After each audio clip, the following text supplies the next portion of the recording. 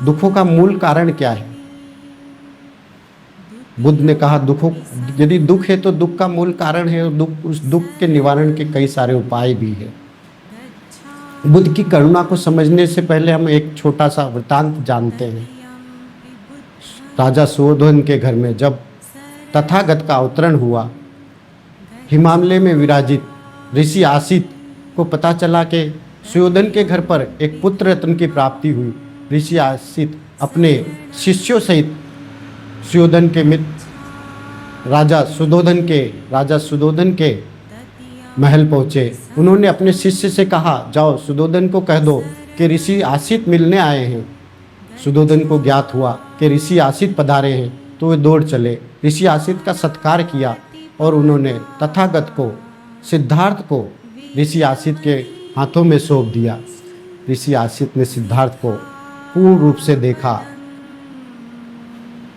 ऋषि आसित का गला रुध गया और उनके आंखों से अश्रु की धारा बहने लगी। ऋषि आसित की यह दुर्दशा देखकर सुधोधन ने पूछा कि महात्मन, ये क्या हुआ?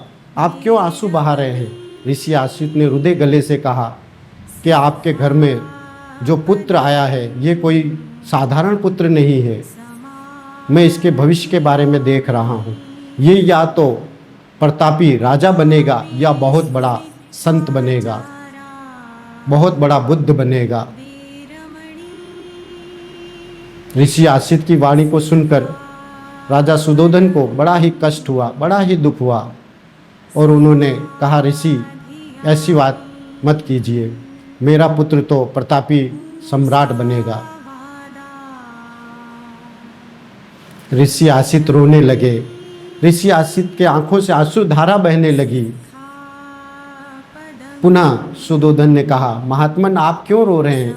उन्होंने कहा, जब आपका पुत्र बड़ा होगा उस समय मैं इस धरती पर नहीं रहूँगा, उस समय मैं इस संसार से चला जाऊँगा, मैं इसकी लीलाओं को नहीं देख पाऊँगा, मैं इसके ज्ञान को नहीं सुन पाऊँगा।